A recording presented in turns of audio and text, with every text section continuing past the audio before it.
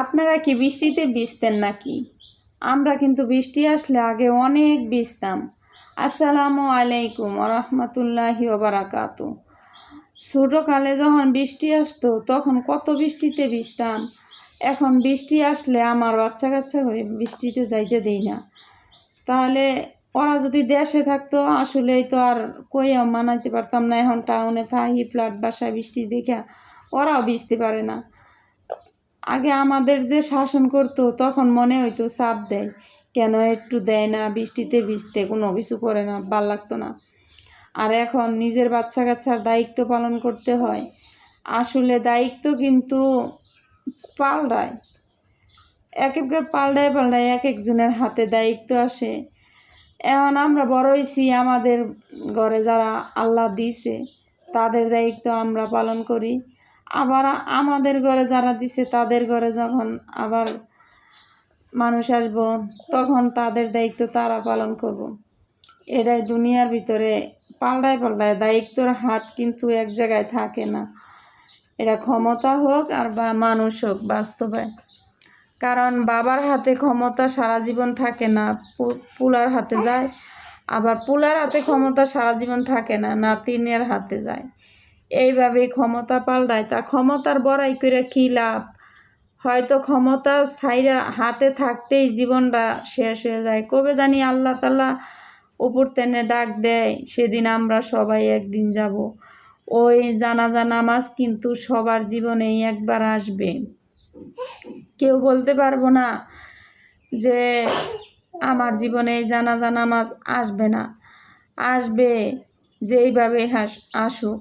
হয়তো কারো মৃত্যু ভালো, কারো মৃত্যু যেভাবে মৃত্যু হোক, মৃত্যু একদিন আসবেই। মৃত্যুর কথা সবাই স্মরণ করতে হয়। জানি না কোন দিন আল্লাহ ওই কবরে নিব, কতটুকু দুনিয়ার ভিতরে ভালো কাজ করছি তাও বলতে পারবো না। কারণ আল্লাহ একটা নিঃশ্বাস দিয়ে আমাদেরকে বাঁচিয়ে রাখছে, ওই শুকরিয়া আদায় করার মতন ক্ষমতা আমাদের নাই। আমরা যদি বলি আমরা ভালো কাজ করছি তাহলে ভুল। মানুষ মানেই পাপ, মানুষ মানেই গুনাহগার। মানুষ কি ভালো কাজ কতটুকু করতে পারে সেটা আল্লাহ যদি ভালো বলে তাহলেই ভালো। আর মানুষ তো অবশ্যই মানুষের ভালো বলতে পারবো। যদি মানুষ ভালো না বলে তাহলে আল্লাহ কোনো দিন মানুষের ভালো বলবো না। তা ভিডিওগুলো কেমন হয় সবাই একটু জানাবেন। এই বৃষ্টি ভিজা ভিডিও আর কেমন হবো তা আমি জানি না। আমার ভিডিও আমি করতেছি কষ্ট করে, একটা ভিডিও করতে কিন্তু অনেক কষ্ট হয়, খারাপ লাগে। এই লং ভিডিও করা যে কত ঝামেলা সবাই জানে। এখন আমি যেহেতু ফেস দেখাইয়া ভিডিও করি না, আমার জন্য কিন্তু আরও কষ্টকর। এখন আপনারা সবাই একটু জানাবেন, আপনাদের জন্যই ভিডিও তৈরি করি। আসেন আমরা সবাই মিলাজিলা কাজ করি। একা একা কোনো দিনও বড় হওয়া যায় না।